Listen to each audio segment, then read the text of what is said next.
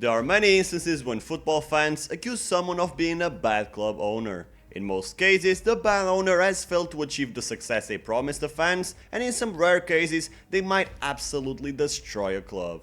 However, in this video, I'll uncover to the whole world the story of the worst football owner of all time. A man who, despite his great wealth, has bankrupted 3 clubs in 3 different countries and even managed to destroy a championship winning team in Formula 1. Ladies and gentlemen, this is the horror story of Gérard Lopez.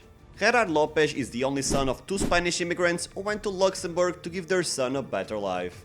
He went to college in Miami, and after becoming one of the earliest investors in Skype, he became rich by selling his minority stake to eBay as part of their billionaire takeover in 2005. 4 years later, there was a massive scandal in Formula 1 when Nelson Piquet Jr. hit his car on purpose to bring out a safety car and benefit his teammate Fernando Alonso.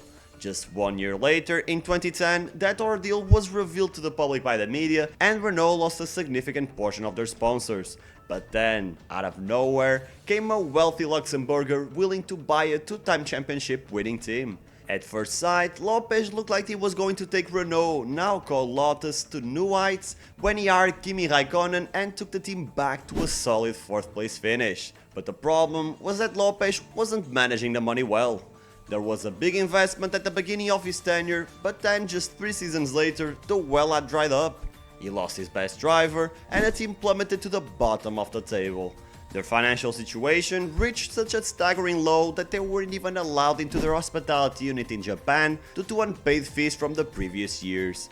By the end of the 2015 season, Gérard Lopez sold his stake back to Renault and left Formula 1 for good, after somehow financially damaging the already struggling Renault even more.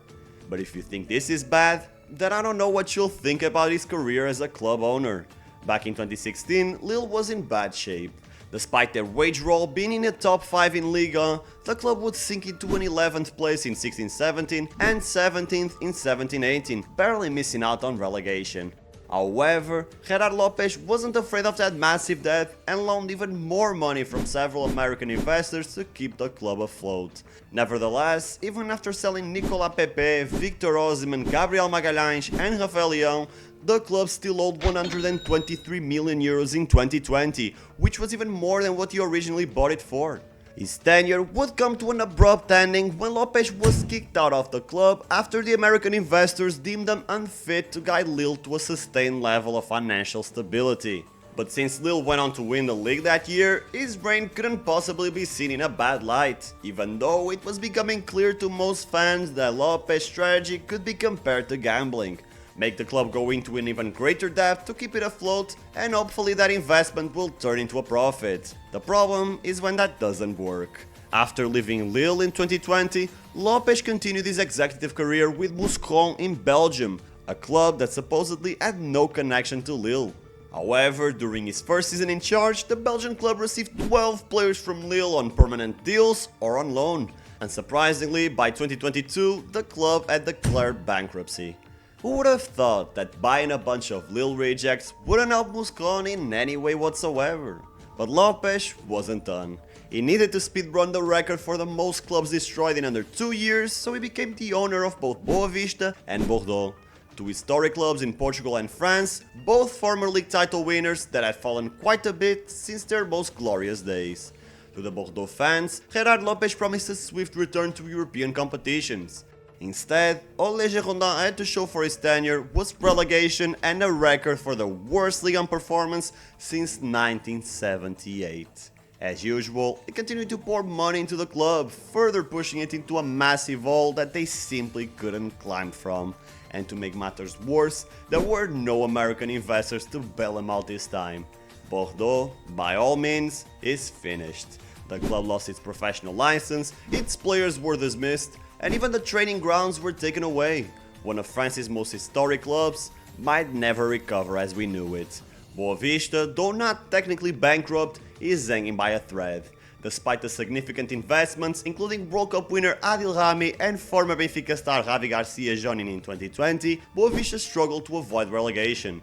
The financial situation reached a crisis point when Reggie Cannon, one of Lopez's signings, tore up his contract due to unpaid wages. Javi Garcia also filed a complaint with FIFA over unpaid wages, resulting in a €240,000 fine and a ban on signing new players for the 22-23 season.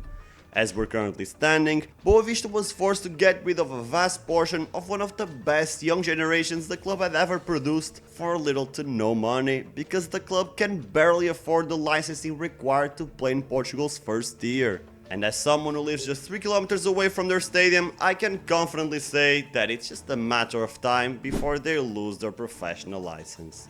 Whether through consecutive relegations or as a result of a punishment, there's no way Boavista will continue in Portugal's first tier by the end of the 2024-25 season, and it's all because of Gérard fucking Lopez. It's pretty clear that most owners don't give a shit about the clubs they're investing their money in. Most don't even bother to show up in decisive matches, let alone the average mid-season game. But the level of disrespect and incompetence that this bald douchebag shows to most clubs is something worth knowing and keeping an eye on.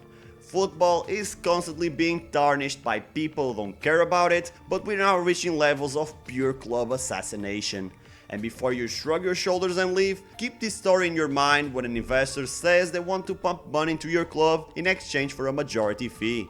If you hold any sort of power in your club, even if it's just through your vote, don't let that be in vain, and make sure you know the track record of a potential owner before you let them in. Because once your club is in their hands, it might never look the same ever again. But that is it for the video. I hope you find this enlightening, and if you did, make sure you leave a like and comment what other bad football owners should I make a video about. As always, make sure you subscribe to Throne FC so you never miss the best football stories on YouTube, and turn on post notifications in case YouTube doesn't send this video out to you. Thanks for watching until the end, I appreciate you, and I will see you on the next one.